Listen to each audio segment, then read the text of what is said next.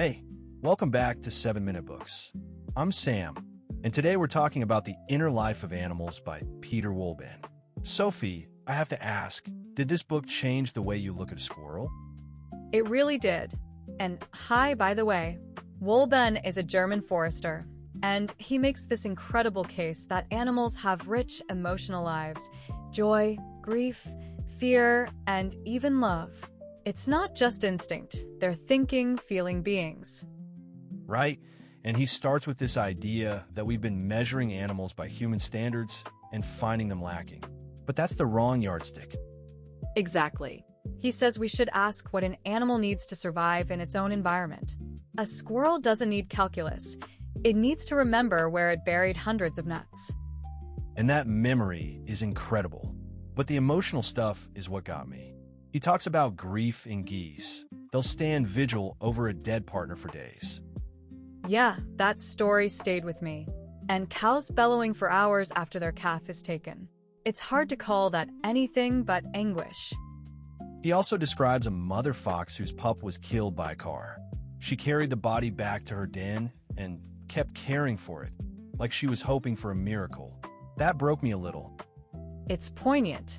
And he's clear-eyed about the violence in nature, weasels killing rabbits, deer dying from wolf bites. But he says that doesn't negate their inner lives.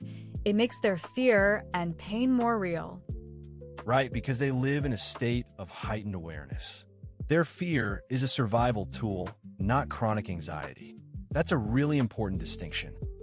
And he talks about personality in animals. Goats, for example, some are bold leaders, others are nervous followers, just like us. That's wild. And then there's the stuff about rats. Did you know that in experiments, rats will free a trapped companion even when there's chocolate as a distraction? Yeah, they show empathy. They'll share food with a hungry stranger and even show regret after a bad decision. It forces us to reconsider how we treat animals we consider pests. Exactly. He's not saying let rats run wild in your kitchen, but he wants us to recognize them as intelligent social beings. And communication. Chickens have over 30 distinct calls. They can warn if a predator is coming from the air versus the ground. And crows pass information about dangerous humans to their offspring. That's cultural learning across generations. The most mind-blowing part for me was that trees communicate through underground fungal networks, and animals are tuned into those signals. Deer avoid leaves from trees under insect attack. The natural world is like a huge conversation we're only starting to overhear. But let's talk about the ethical punchline, domesticated animals. Right. He argues that cows, pigs, and chickens have rich social lives and emotions. Pigs are as smart and playful as dogs. So, how do we justify industrial farming? He says the confinement and isolation aren't just physical deprivations. They're psychological torture for creatures with inner lives. He doesn't necessarily say go vegan, but he asks us to see the animal in the meat. It's a moral blind spot. If we had to slaughter a cow in our backyard, we'd think twice. He wants us to close that gap. There's also a great story about a horse that learned to open its stable door by watching its owner. That's observational learning, understanding cause and effect. And squirrels engage in deceptive caching. They pretend to bury a nut in one spot but hide it elsewhere. That suggests a theory of mind.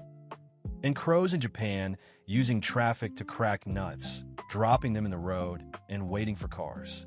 That's flexible problem solving. What I love about Wohlleben is his humility. He admits he used to see spiders as pests, but after watching one build a web, he saw an engineer and artist. The whole book is an invitation to wonder. It's not about guilt, it's about connection. He wants us to step outside and see a bird or a squirrel as a fellow traveler, not a machine. The takeaway for me is that we share a deep emotional heritage with animals. The fear a rabbit feels is the same fear we feel in the dark. The joy a goose feels at reunion is our joy, too. And the one thing I'm taking away is that every animal is an individual with a story. I'll never look at a squirrel the same way again. And honestly, if you want to go deeper, the whole library is on 7minutebooks.com/app. Over 6,000 fiction and nonfiction titles you can read or listen to in any language. It's $2.99 a month, $9.99 a year, or $19.99 for lifetime access. Well, I'm sold. Sophie, thanks for this conversation. Thanks, Sam. The inner life of animals is really our own inner life reflected back at us. We'll see you in the next one.